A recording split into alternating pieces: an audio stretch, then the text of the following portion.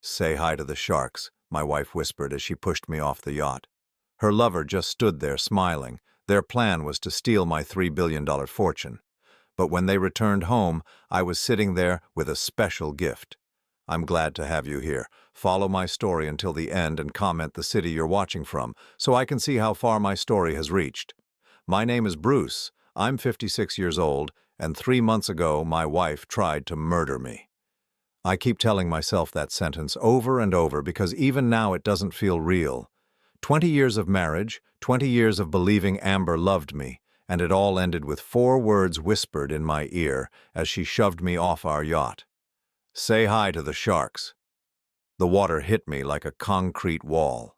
58 degrees, according to the weather report I'd checked that morning when I was still a trusting husband planning a romantic sunset cruise. The Pacific Ocean in September can kill a man in less than an hour, and Amber knew that. She'd studied the weather patterns, the currents, the water temperature. This wasn't a crime of passion. This was calculated murder. I remember the shock of the cold water more than the betrayal itself. My body went into immediate survival mode, every nerve screaming as the icy Pacific closed over my head. The weight of my clothes dragged me down, my leather shoes like anchors, and for a moment I thought this was it.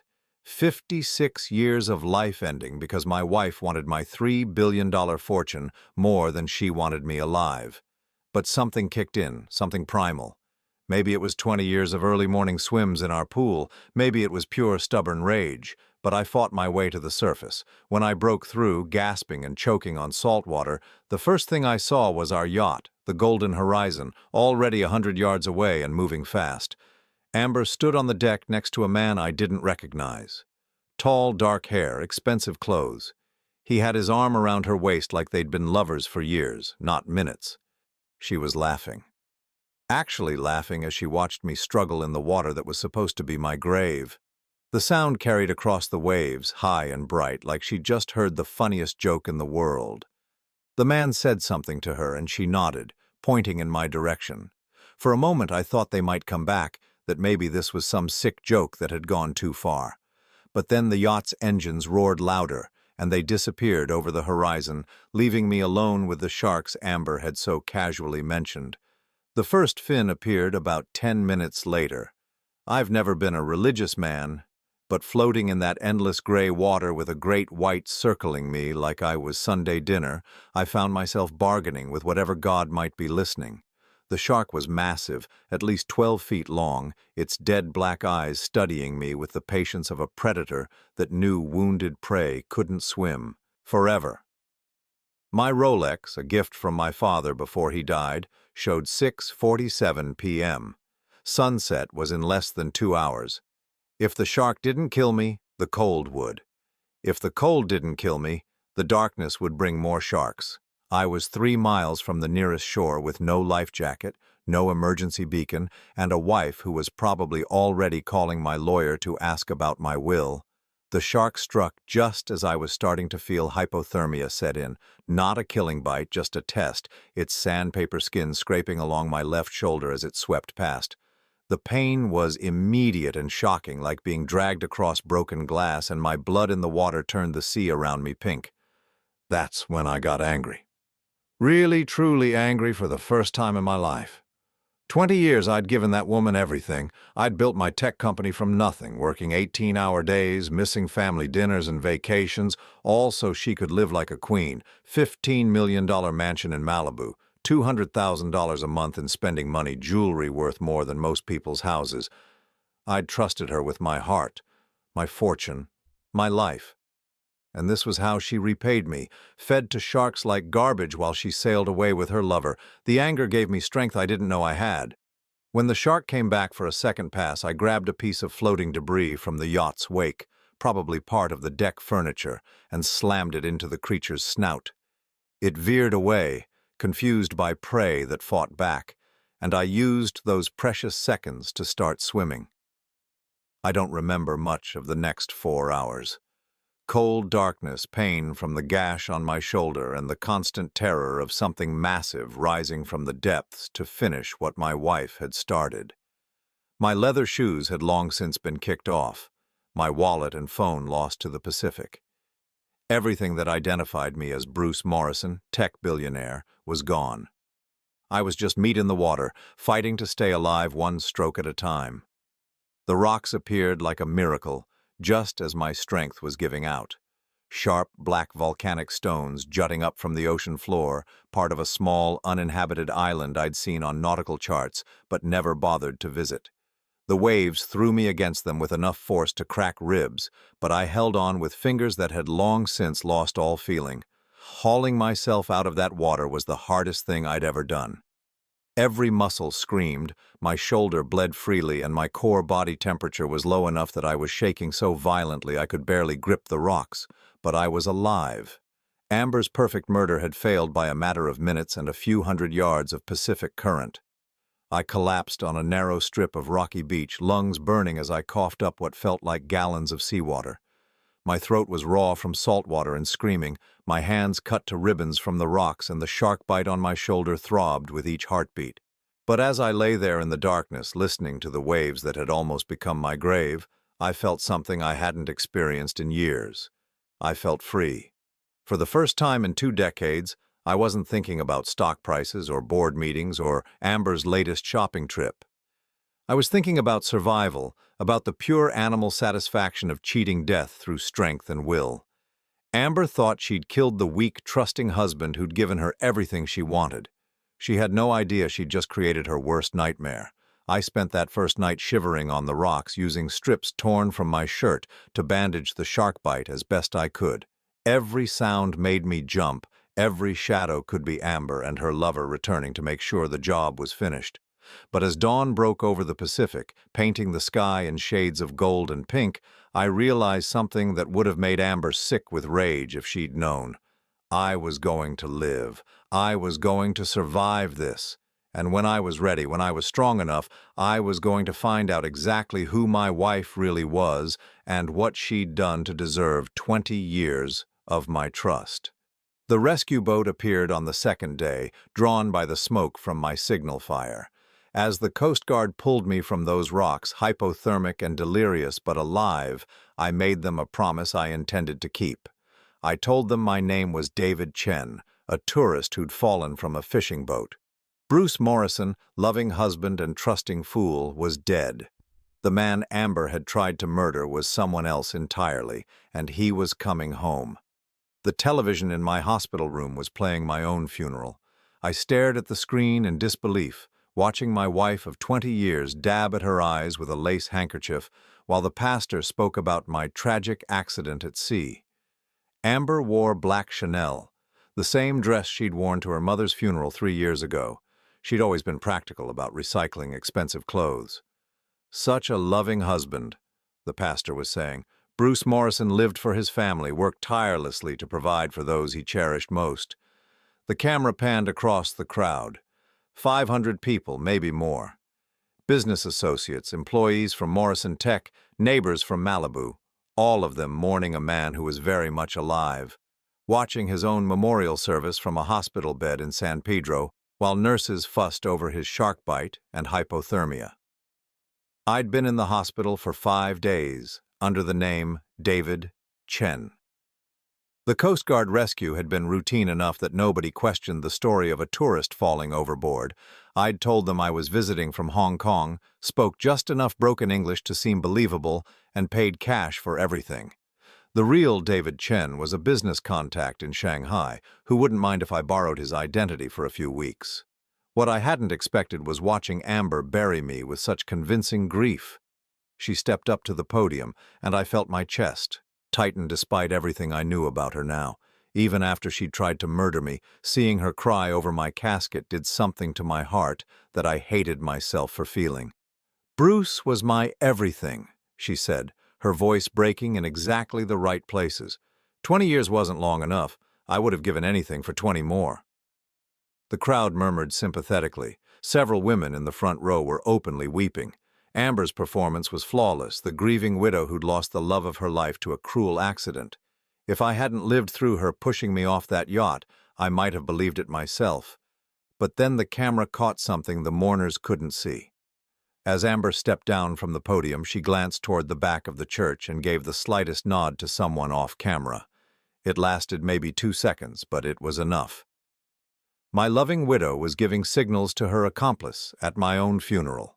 I grabbed my phone and called my lawyer. "Morrison and Associates, this is Jennifer." "Jennifer, it's David Chen. I need to speak with Richard Morrison immediately." Richard Morrison, my younger brother and business partner, had been handling my affairs since the Coast Guard declared me missing, presumed dead. He was also the only person who knew about my emergency protocols, including the David Chen identity I'd set up years ago for exactly this kind of situation. When you're worth $3 billion, you learn to plan for betrayal. "David, thank God!" Richard's voice was tight with stress. "I've been trying to reach you for days. Where the hell are you?" "San Pedro General Hospital, room 214. Can you get here without being seen?"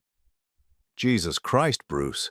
Amber's been calling me every hour asking about the will. She's already hired her own legal team, some shark named Patterson from Beverly Hills. I think she's planning to move fast on the estate." I felt my jaw clench. "How fast?" "She filed preliminary paperwork yesterday. Apparently there's some clause about presumed death in international waters that speeds up the process. Bruce, she could have access to the joint accounts within 2 weeks. 2 weeks. The woman who'd tried to feed me to sharks would have $50 million to play with in 2 weeks. Richard, I need you to listen very carefully. Don't file anything, don't sign anything, and don't let Amber near the company accounts. Tell her you're waiting for the official death certificate. What's really going on? The Coast Guard said there was no evidence of foul play." I closed my eyes, thinking about Amber's laugh as she watched me drowning. "There wasn't supposed to be any evidence. Can you get here tonight? And bring a digital recorder.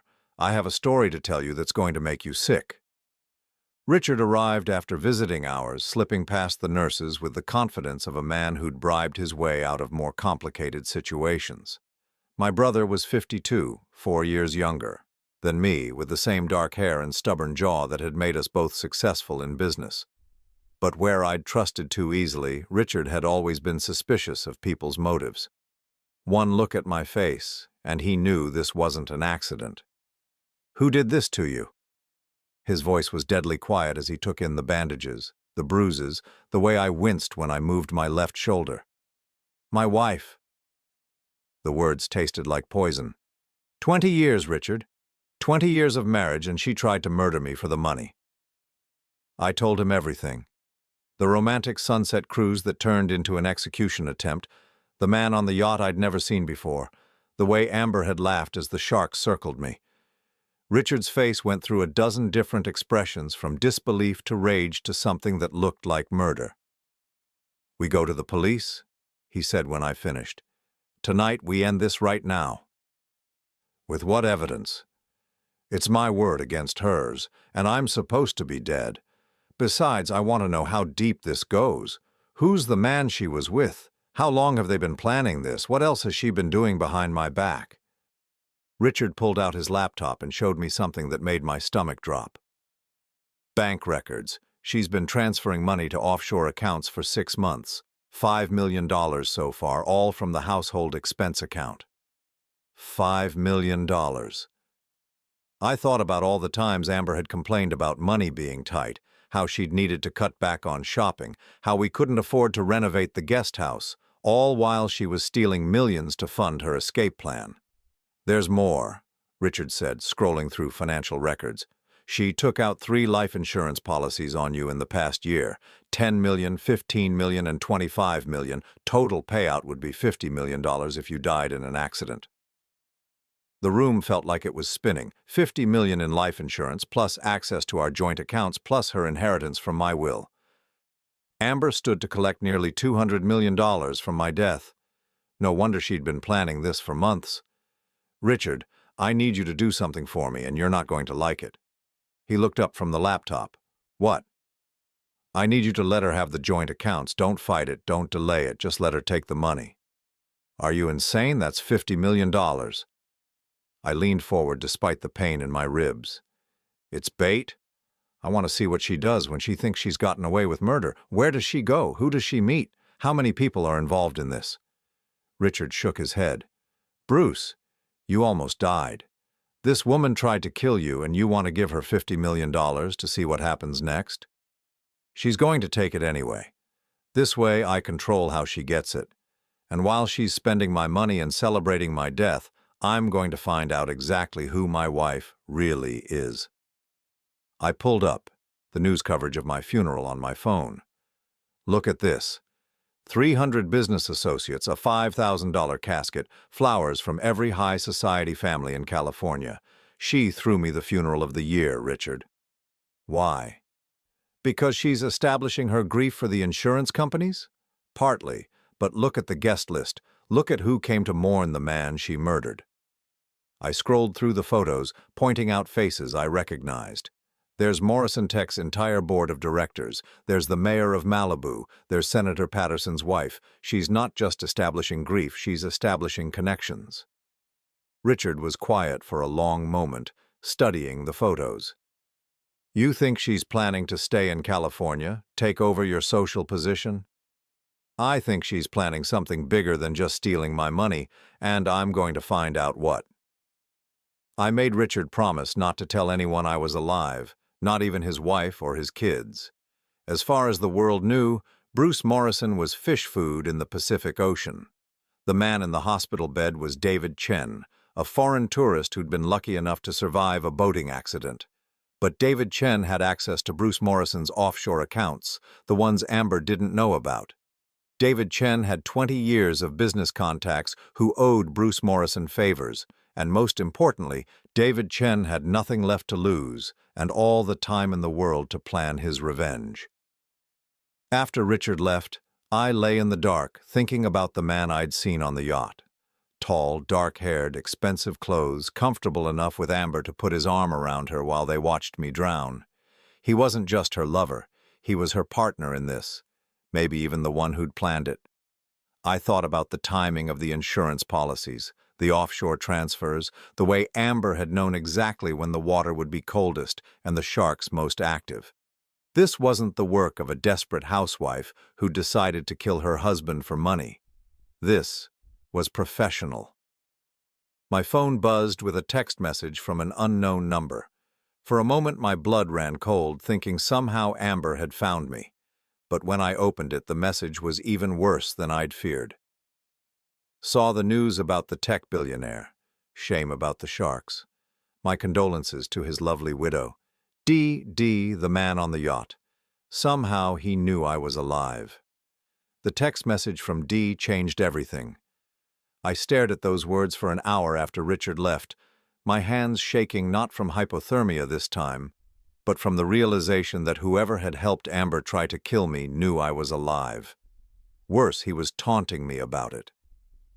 Saw the news about the tech billionaire. Shame about the sharks. My condolences to his lovely widow. D. This wasn't some crime of passion or a desperate housewife's scheme. This was professional, and I was dealing with someone who'd done this before. I discharged myself from the hospital the next morning against doctor's orders. The shark bite on my shoulder was healing, the hypothermia was gone, and David Chen needed to disappear before D decided to finish what he'd started on that yacht.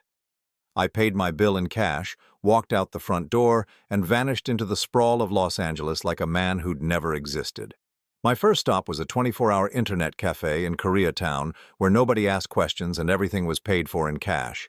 I set up secure email accounts, encrypted messaging apps, and started searching for any trace of the man who'd been on my yacht that night.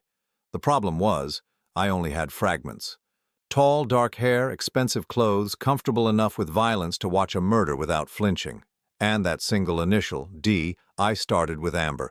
20 years of marriage, and I realized I knew almost nothing about my wife's life before she met me. She'd told me she was from Phoenix, that her parents were dead, that she'd worked as a marketing consultant before we married. I'd never questioned any of it because I'd been too busy building my company and too in love to care about her past. Now, sitting in that internet cafe at 3 in the morning, I discovered that Amber Hartwell Morrison had never existed. There was no birth certificate for an Amber Hartwell born in Phoenix in 1982, no death certificates for her supposed parents. No record of her attending Arizona State University, as she'd claimed. The woman I'd married was a ghost, and she'd been lying to me since the day we met. But ghosts leave traces if you know where to look. I found her in a Las Vegas newspaper archive from 2001, a small item in the society pages about a charity auction featuring a photograph of wealthy donors. There she was, 23 years old and stunning, standing next to a silver-haired man identified as real estate mogul Harold Prescott and companion. Harold Prescott had died 6 months later in a boating accident off the California coast. My blood went cold as I read the details. Prescott, 71, had been sailing alone when his yacht capsized in rough weather. His body was never recovered, but his much younger girlfriend inherited everything through a will that had been updated just weeks before his death. The girlfriend's name was Ashley Reed. Ashley Reed looked exactly like Amber Hartwell. I spent the next 4 hours in that cafe, following a trail that made me sick to my stomach. Ashley Reed had disappeared after Prescott's death, only to resurface 2 years later as Miranda Stone, engaged to a Texas oil executive named William Patterson. Patterson died in a car accident 3 months after their wedding, leaving his new bride $25 million and a drilling operation worth twice that. Miranda Stone vanished. 6 months later, Amber Hartwell appeared in my life. But it was the fourth identity that made my hands shake as I read. Before Ashley Reed, before the real estate mogul, and the oil executive, there had been a woman named Diana Cross. She'd been married to a tech entrepreneur in Seattle, a man named Robert Chen, who'd built a software company worth $40 million. Robert Chen had died in a sailing accident in 2001, lost at sea, body never recovered, survived by his loving wife who inherited everything. The pattern was clear, and it was horrifying. The woman I'd married wasn't just a murderer. She was a serial killer who specialized in wealthy husbands and boating accidents. I was victim number 4 that I could find, and there might be others I hadn't discovered yet. But she wasn't working alone. The man on the yacht, D, he had to be her partner, maybe her handler, someone who helped her target victims, forge identities, and disappear after each murder. I found him in a photograph from William Patterson's funeral in Dallas. He was standing in the background, just another mourner paying respects to the grieving widow. But I recognized the tall frame, the dark hair, the expensive clothes. Most importantly, I recognized the way he was looking at Miranda Stone with the satisfaction of a job well done. A reverse image search led me to a corporate website for something called Meridian Investments, where the same man was listed as Derek Castellanos, senior partner. The biography was vague but impressive. Harvard MBA, extensive experience in mergers and acquisitions, specialized in helping wealthy individuals manage complex financial transitions. Derek Castellanos, Derek, D. I looked up everything I could find about Meridian Investments and felt my stomach drop. It wasn't a real investment firm. It was a front, a way for Derek to meet wealthy targets and gain their trust. The office address was a mail drop in Beverly Hills. The phone number went to a service that took messages. Even the testimonials on the website were fake, written by people who didn't exist. Derek Castellanos was as much of a ghost as Amber Hartwell, but he was better at hiding his tracks. I spent 3 more days in that internet cafe, living on vending machine coffee and energy bars, following a trail of breadcrumbs that led back decades. Derek and Amber, or whatever their real names were, had been working together for at least 15 years. They'd killed at least 6 people that I could document, maybe more. They were professionals and they were very good at what they did. But they'd made one mistake. They'd assumed I was dead. I rented a studio apartment in East LA under a different false name, paid 3 months in advance in cash, and set up a war room. Printed photographs covered every wall. Harold Prescott, William Patterson, Robert Chen, and 3 other men I'd connected to mysterious deaths and grieving widows who looked suspiciously like my wife. Financial records, newspaper clippings, property transfers, insurance payouts. The total was staggering. Over 20 years, Derek and Amber had stolen more than $300 million from their victims. They'd perfected a system. Derek would identify targets, wealthy older men with substantial assets and few family connections. Amber would seduce them, marry them quickly, and update their wills. Then Derek would arrange an accident, usually involving boats or cars, something that could plausibly be explained as bad luck. After each death, Amber would mourn publicly for exactly 1 year before disappearing with a new identity. Derek would fade into the background until they were ready to hunt again. It was methodical, patient, and absolutely ruthless. But something was different this time. I spread out photos of all the victims on my table and noticed a pattern. Harold Prescott, 71, William Patterson, 68, Robert Chen, 63. The others ranged from 60 to 75 years old, men who were past their physical prime, easy to overpower if necessary. I was 56. Still strong, still swimming regularly, still young enough to put up a fight. Why had they targeted me? The answer came to me as I studied a photograph of Amber at Patterson's funeral. She was 39 then, getting older, losing the fresh-faced beauty that had made her such an effective honey trap. At 42, she was running out of time to play the grieving young widow. She needed one more score, big enough to retire on. My $3 billion wasn't just another heist, it was her pension plan, but there was something else, something that made my blood run cold as I connected the final pieces. In every previous case, Amber had disappeared completely after her year of mourning, new identity, new city, new life. This time, she wasn't planning to disappear. This time, she was planning to stay. To remain Amber Morrison, beloved widow of the tech billionaire, pillar of Malibu society. She'd bought herself a permanent identity with my death, which meant she thought she'd covered all the loose ends. She thought I was dead. Derek thought I was dead. And anyone else who might have known the truth was already 6 feet under. They had no idea they were dealing with a ghost who was very much alive and very, very angry. My phone buzzed with another text message. Same number as before, same taunting tone. Hope you're enjoying your new life, David. Amazing what modern medicine can do for shark bite victims. Give my regards to your brother. D. He knew about Richard. He knew I was using the David Chen identity. Somehow Derek had found me. But as I read that message, I realized something that made me smile for the first time since I'd been pushed off that yacht. Derek was making threats, but he wasn't acting on them. He wasn't coming for me directly, wasn't sending hired killers to finish the job. That meant he was scared. Maybe he thought I had evidence hidden somewhere, insurance against exactly this kind of betrayal. Maybe he thought killing me twice would draw too much attention. Or maybe, just maybe, he was starting to realize that murdering Bruce Morrison had been a mistake. Because Bruce Morrison had been a trusting fool who'd given his wife everything she wanted and never questioned her motives. But the man Derek was threatening now was someone else entirely. Someone who'd clawed his way back from death, who'd spent 20 years building a business empire from nothing, who had resources Derek couldn't even imagine. Someone who knew exactly who they were and what they'd done. Someone who was coming for them both. I sent Derek a message back, just 4 words that would let him know the game had changed. See you soon, B. Then I turned off the phone, smashed it with a hammer, and threw the pieces in 3 different dumpsters.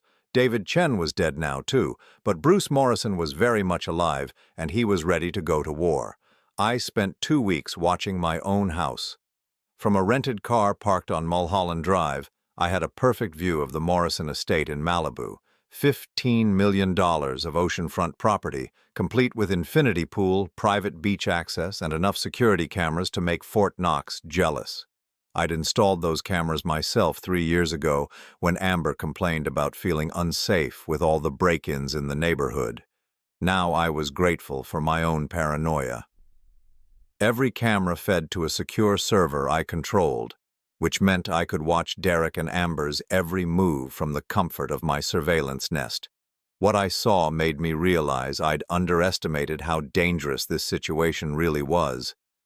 Derek had moved into my house, not as a guest, but as the man of the house. He answered the door when delivery trucks arrived, he took calls in my study, and worst of all, he was going through my files with the methodical precision of someone inventory a conquered territory. But it was Amber's behavior that told me the real story. She wasn't acting like a woman celebrating her successful murder. She was acting like a woman who was terrified.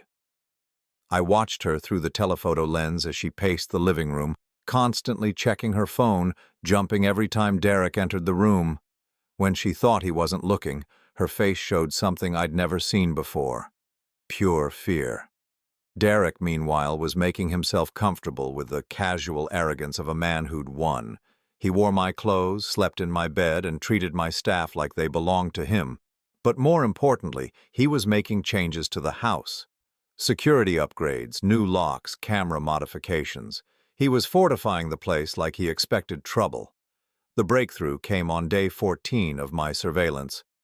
I watched Derek leave the house alone, driving my Porsche like he owned it. For 3 hours, Amber was alone in that mansion with just the housekeeper and gardener. That's when I saw her make a phone call from the guest bedroom, the one room in the house that didn't have security cameras. I couldn't hear the conversation, but I could read her body language, desperate gestures, tears, the posture of someone begging for help. When she hung up, she sat on the bed for 20 minutes, just staring at her hands like she was trying to solve an impossible puzzle. That night, I broke into Derek's real office, not the fake address for Meridian Investments, but a legitimate office suite in Century City that was registered under another shell company. Getting inside required skills I'd learned in my early tech days when I'd been more hacker than businessman. Electronic locks were just computers, and computers could always be convinced to do what you wanted if you knew the right language. What I found in Derek's files made me physically sick. He kept trophies, photographs of all his victims taken moments before they died. Harold Prescott, terrified and begging as Derek prepared to sabotage his yacht. William Patterson, drugged and unconscious in the front seat before his car was pushed off that cliff. Robert Chen, the tech entrepreneur who looked so much like me, beaten unconscious before being thrown overboard. But it was the file labeled Morrison Project that made my hands shake as I read. Derek hadn't just been planning to kill me for my money. He'd been planning to kill Amber, too. According to his notes, Amber had outlived her usefulness. At 42, she was too old to effectively seduce new targets, and her repeated identity changes were becoming harder to maintain in the digital age. Worse, she was showing signs of what Derek called emotional instability, forming genuine attachments to some of their victims. The plan was elegant in its cruelty. Derek would help Amber kill me and collect the inheritance. They'd lay low for 6 months, enjoying the $3 billion fortune.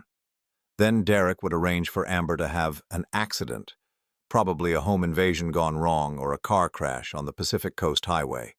With both spouses dead, Derek would inherit everything through a complex web of shell companies and forged documents. Amber thought she was killing me to secure her future. In reality, she was signing her own death warrant. I photographed every document, every photograph, every piece of evidence that Derek had carefully collected over 20 years of murder. Then I copied everything to encrypted drives and uploaded backups to secure servers around the world. When this was over, Derek would have nowhere to hide.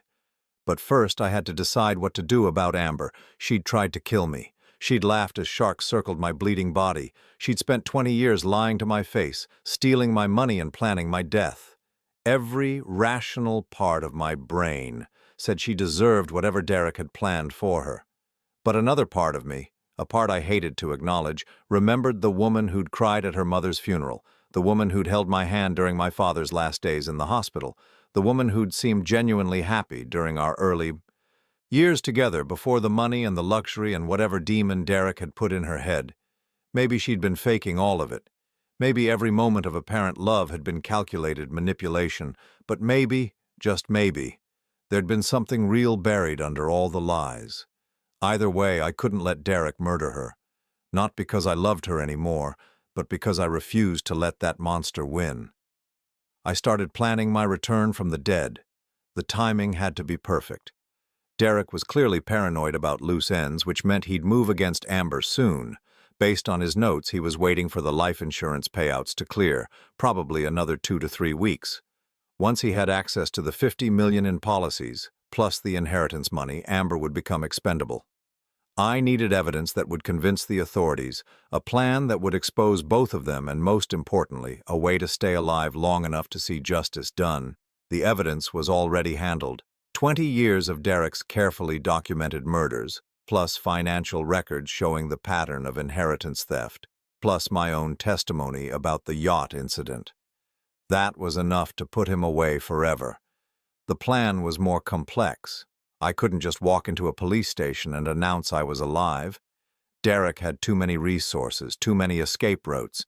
He'd disappear the moment he knew I was coming, and Amber would die before any investigation could protect her. Instead, I needed to draw him out, make him commit to a course of action he couldn't back away from. I needed him to try to kill me again in front of witnesses who could testify to his guilt. I needed to throw my own funeral. The invitation went out 3 weeks after my death, sent from Richard's law firm to a select group of business associates and family friends. A celebration of Bruce Morrison's life and legacy to be held at the Morrison estate. Amber would host naturally as the grieving widow. Derek would attend as her emotional support. What they didn't know was that the guest list included 2 undercover FBI agents, a federal prosecutor who owed me favors from a cybercrime case I'd helped solve, and a documentary filmmaker who'd be recording everything for what he thought was a memorial video. I spent the remaining weeks preparing for the performance of my lifetime, new identity documents, disguises, and, most importantly, a way to get close to Derek without him recognizing me until it was too late. The plan was insane, dangerous, and probably illegal. But it was also the only way to save Amber's life and expose Derek's crimes before he disappeared forever.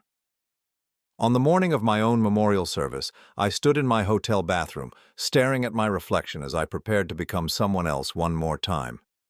The shark bite scar was still visible on my shoulder, a permanent reminder of the night my wife tried to feed me to the ocean. But scars weren't always signs of weakness. Sometimes, they were proof that you'd survived something that should have killed you.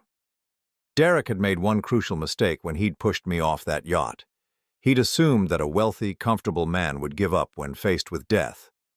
He'd never considered that some people get stronger when they're stripped of everything they thought they needed. I wasn't the same trusting fool who'd gone on that romantic sunset cruise 6 weeks ago. That man was dead, killed by betrayal and reborn in salt water and blood.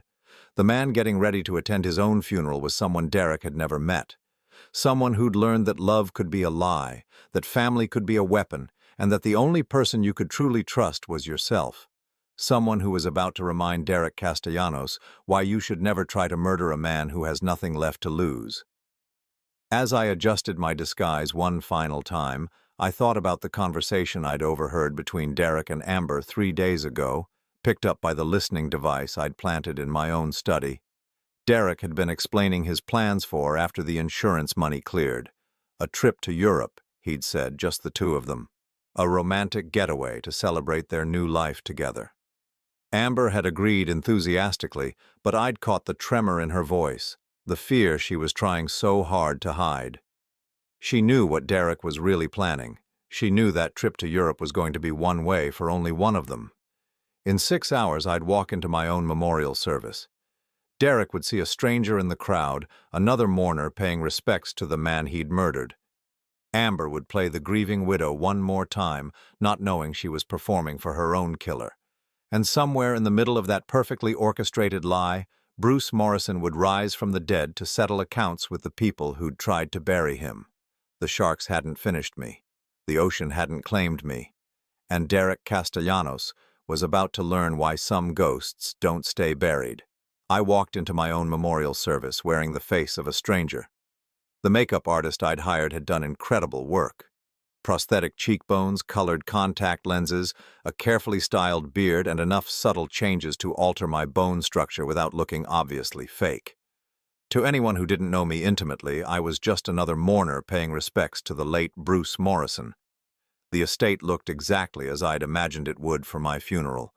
White roses everywhere, the smell of expensive catering, and 200 people dressed in black wandering through rooms where I'd lived for 20 years. My living room had been converted into a shrine, complete with enlarged photographs of my life and a guest book that people were signing with appropriately somber expressions. What struck me most was how normal it all felt. business associates discussing stock prices over cocktails, neighbors gossiping about property values, everyone performing the social ritual of mourning while secretly calculating how my death might benefit them. Even my own funeral was just another networking event in disguise. But then I saw Amber, and my chest tightened despite everything I knew about her. She stood by the fireplace in a black silk dress I'd never seen before, accepting condolences with the perfect balance of grief and grace. Her performance was flawless, the devastated widow holding herself together through sheer force of will. Every gesture, every tear, every brave smile was calculated to maximum emotional impact. If I hadn't lived through her pushing me off that yacht, I would have believed every second of it. Derek stood beside her, one hand resting protectively on her shoulder, playing the role of the supportive friend helping her through this difficult time. He wore one of my suits, I realized with a surge of anger.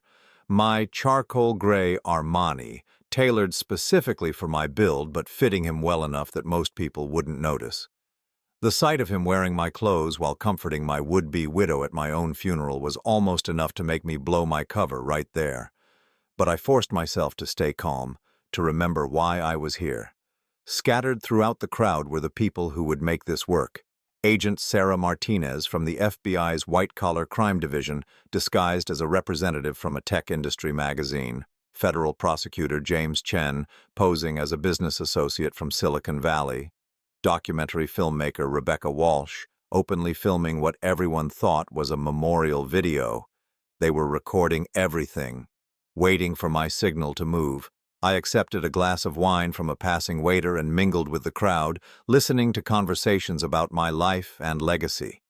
It was surreal hearing people discuss my character, my achievements, my supposed virtues, when half of them had been trying to poach my clients or steal my employees while I was alive.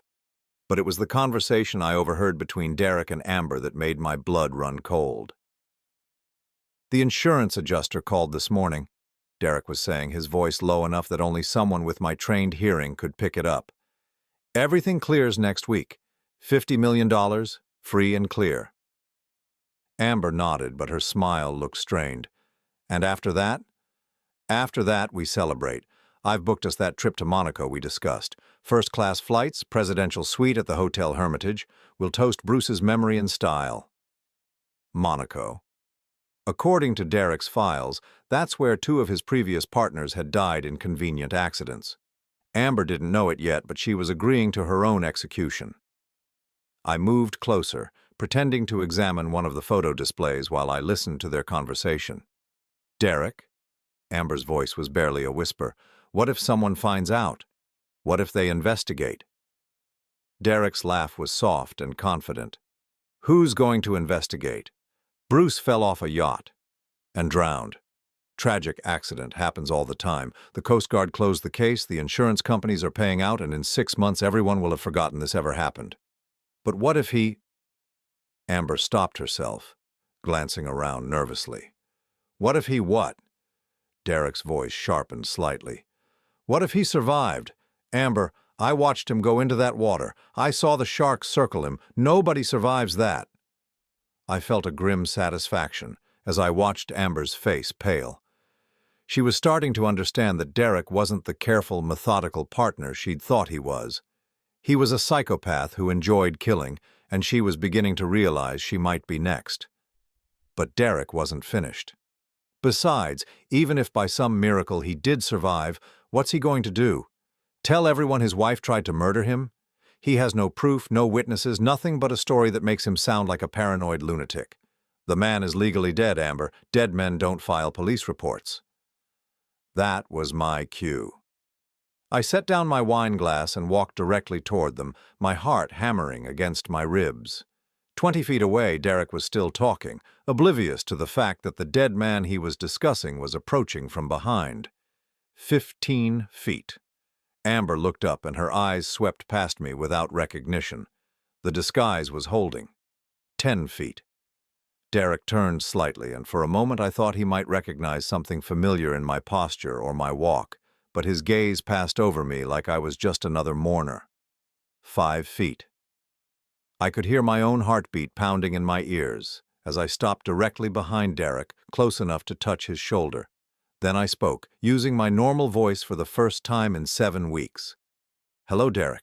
Enjoying my funeral?" The effect was instantaneous and devastating. Derek spun around, his face going white as he stared at what he thought was a ghost. His mouth opened and closed like a fish, gasping for air, no sound coming out. The wineglass in his hand slipped and shattered on the marble floor, red liquid spreading like blood. Amber's reaction was even more dramatic. She let out a strangled gasp and stumbled backward, her hand flying to her throat. For a moment I thought she might faint, but then her survival instincts kicked in and she began looking frantically around the room for escape routes. "You're dead," Derek finally managed to whisper. "You're supposed to be dead." I smiled, the same cold expression I'd learned during those nights floating in the Pacific. "Sorry to disappoint you, but as you can see, reports of my death have been greatly exaggerated." The conversations around us had stopped. People were beginning to notice the commotion, though they couldn't yet understand what was happening.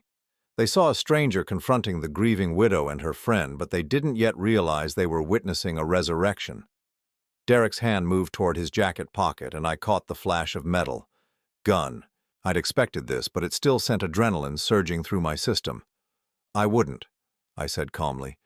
"You're surrounded by witnesses, including several federal agents. Agent Martinez is standing by the piano, Agent Chen is near the bar, and Prosecutor Walsh has been filming this entire conversation."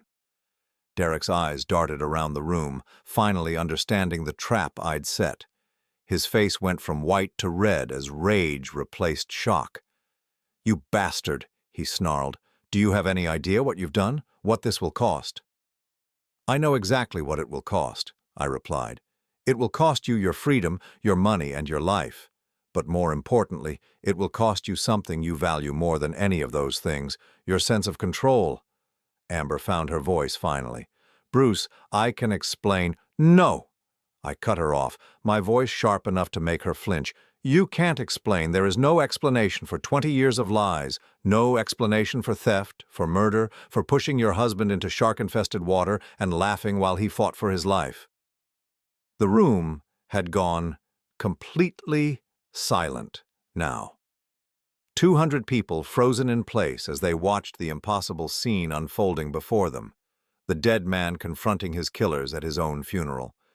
Agent Martinez was already moving through the crowd, her hand resting casually on her weapon. Agent Chen had positioned himself to block the main exit. Rebecca Walsh kept filming, capturing every moment of Derek and Amber's exposure. Derek made his move. He lunged toward me with the knife I'd seen him palm from the catering table, aiming for my heart with the same cold efficiency he'd used on his other victims. But Derek had made a crucial mistake. He was fighting a man who'd already died once and had nothing left to fear. I caught his wrist and twisted, using leverage techniques I'd learned in 20 years of swimming to redirect his momentum. Derek's own force sent him crashing into the photo display, scattering pictures of my life across the marble floor. The knife skittered away as Derek tried to scramble to his feet, but Agent Martinez was already there with handcuffs. "Derek Castellanos, you're under arrest for conspiracy to commit murder, insurance fraud, and about 20 other charges we'll discuss downtown."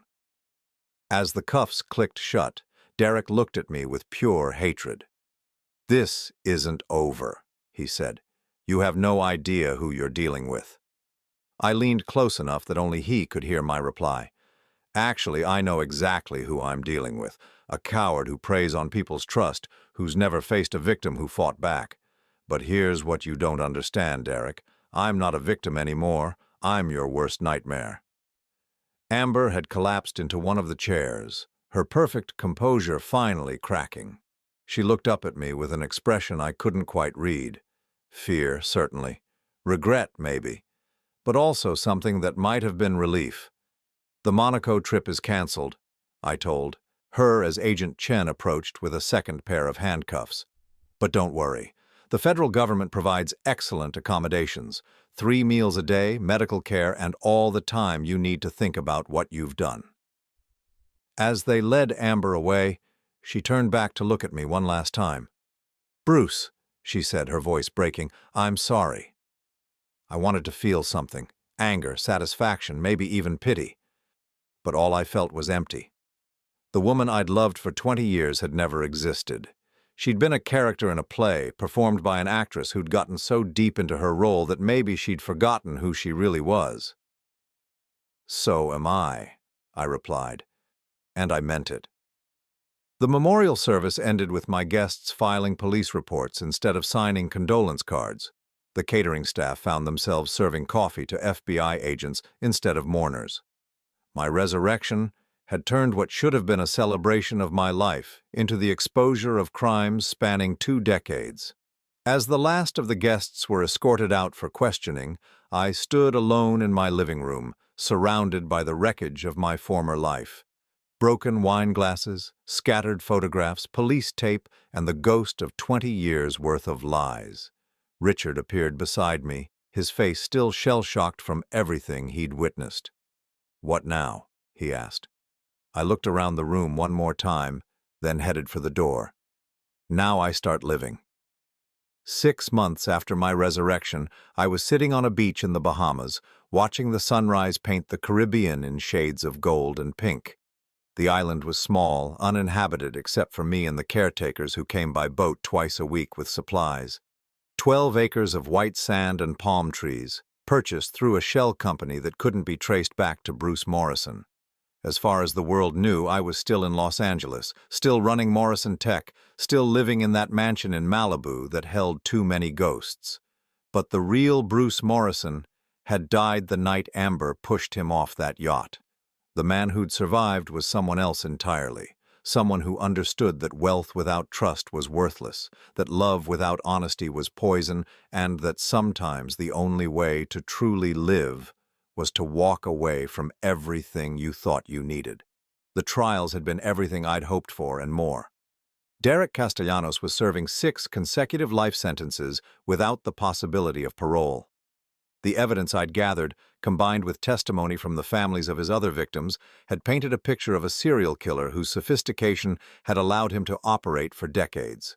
The judge had called him a predator of the worst kind, who weaponized trust and intimacy to destroy lives. Derek had tried to cut a deal, offering information about other crimes in exchange for a reduced sentence, but there was no deal generous enough to buy his freedom. 23 murders across 15 states, stolen assets worth more than $500 million, and a trail of destroyed families that stretched back to the 1990s.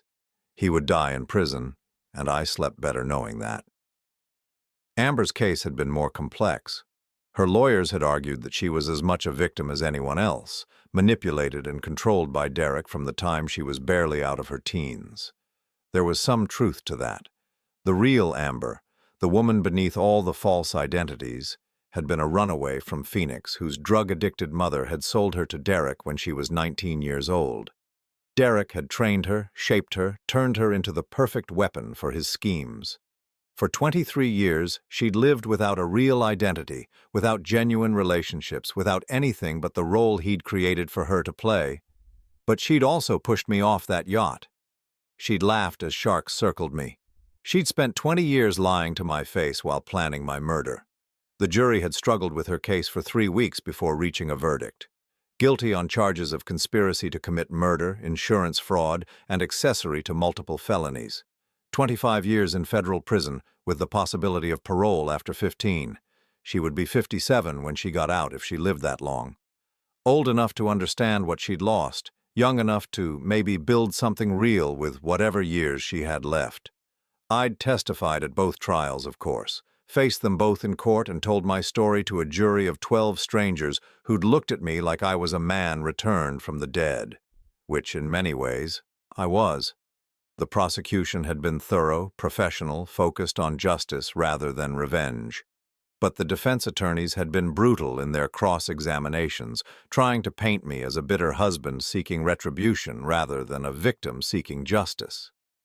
"Mr. Morrison," Derek's lawyer had said during his closing argument, "isn't it true that you've orchestrated this entire elaborate scheme because you can't accept that your wife stopped loving you?" I'd looked at Derek as I answered, watching his face as I spoke words that I knew would haunt him in his cell. "Counselor, love was never part of this equation. This was about money, manipulation, and murder. Your client didn't break my heart. He made the mistake of trying to break my will. Derek had stared at me with those cold, dead eyes, and I'd stared right back. No fear, no anger, just the calm certainty of a man who'd already died once and discovered that death wasn't the worst thing that could happen to you. The worst thing was living a lie. After the trials, I'd done what everyone expected. I'd returned to Morrison Tech, thrown myself back into business, tried to rebuild the life that Derek and Amber had shattered. For 3 months, I'd played the part of the grateful survivor, the man who'd cheated death and wanted nothing more than to return to normal. But normal felt like another prison. Every boardroom meeting reminded me of Derek wearing my suits. Every social function brought back memories of Amber charming my friends while planning my death. Every night in that Malibu mansion, I'd wake up thinking I could hear her laugh echoing from the room where she'd probably been planning to kill me. So I'd done something that shocked everyone who knew me, including myself. I'd walked away. Richard had taken over Morrison Tech permanently, using power of attorney documents I'd signed before disappearing to what everyone assumed was an extended vacation. The mansion had been sold to a tech mogul who wanted the prestige of living in a billionaire's former home. Most of my assets had been transferred to a foundation that helped victims of financial crimes, keeping just enough to buy this island and live comfortably without attracting attention. The Bruce Morrison who'd built a $3 billion empire was gone. The man who remained was someone simpler, someone who measured wealth in sunsets instead of stock prices. I'd kept one thing from my old life. The Rolex my father had given me, the watch that had survived sharks and salt water and everything Derek and Amber had thrown at me. It sat on my wrist now as I watched fishing boats appear on the horizon, local men heading out for their daily catch. My phone buzzed with a message from Richard. He sent updates once a week, keeping me informed about the business and the ongoing legal proceedings related to Derek and Amber's other victims. Amber filed for appeal. Lawyers say she has no case, but she's going through the motions. Derek tried to hang himself in his cell last week.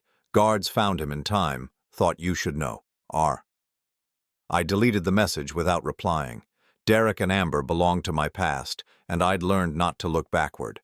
A sound made me turn toward the water. Maria Gonzalez was walking up from the dock, carrying a basket of fruit from her boat. She was the widow of the fisherman who brought my supplies, a woman in her 60s with kind eyes and hands weathered by decades of honest work. "Good morning, David," she said, using the name I'd given her when I'd first arrived on the island. She didn't know about Bruce Morrison, the tech billionaire, the man who'd been murdered and resurrected. To her, I was just David, a quiet American who paid well for privacy and helped her grandchildren with their English lessons when she brought them to visit. "Morning, Maria. How's the family?" "Good, good. Miguel caught a huge grouper yesterday. Carmen's baby is walking now. Life continues, you know." I smiled, feeling something I hadn't experienced in years. Contentment. Not the frantic happiness that came from closing a business deal or buying something expensive, but the quiet satisfaction of belonging somewhere without having to prove anything to anyone. Maria studied my face with the perceptive eyes of a woman who'd raised 8 children and buried a husband. "You look different today," she said. "Lighter." She was right. For months I'd been carrying the weight of what Derek and Amber had done to me, the burden of betrayal and the exhaustion of seeking justice, but somewhere between the sunrise and Maria's simple observation about life continuing, I'd let that weight go. Derek and Amber had stolen 20 years of my life through deception. I refused to let them steal whatever years I had left through bitterness. "I feel different," I admitted. "Like I'm finally where I'm supposed to be." Maria nodded with the wisdom of someone who understood that healing wasn't about forgetting the past, but about choosing not to let it define your future. After she left, I walked to the other side of the island, to the small memorial I'd built from driftwood and stones. It wasn't a grave exactly, but a marker for the man I used to be. Bruce Morrison, tech entrepreneur, devoted husband, trusting fool. He'd died in the Pacific Ocean, pushed overboard by the woman he'd loved and left to drown by the man who'd planned his murder. But his death had given birth to someone else. Someone who understood that the most valuable things in life couldn't be stolen because they couldn't be bought in the first place. Trust had to be earned. Love had to be real. Peace had to be chosen. I'd learned all three lessons the hard way, but I'd learned them completely. As the sun reached its peak and the Caribbean stretched endlessly blue in all directions, I made a decision that would have surprised everyone who'd known the old Bruce Morrison. I was never going back. Not to Morrison Tech, not to Malibu, not to the world where money mattered more than honesty and success was measured by the size of your bank account rather than the quality of your character. The man who'd been pushed off that yacht had been worth $3 billion and had been utterly alone. The man standing on this beach was worth maybe $3 million and had found something infinitely more valuable. He'd found himself. My phone buzzed one more time, another message from Richard, probably with more updates about appeals and legal proceedings and all the machinery of justice grinding forward without me. I turned off the phone and threw it into the waves. Bruce Morrison was dead. David, the quiet American who helped children with their English and watched sunrises from a Caribbean beach, was very much alive. And for the first time in 20 years, I was exactly where I wanted to be, with exactly the life I'd chosen for myself. The sharks hadn't killed me. The betrayal hadn't broken me. The trial hadn't defined me. I'd survived it all, and in surviving, I'd learned the most important lesson of my life. Sometimes you have to lose everything to discover what really matters, and what really matters can never be taken away.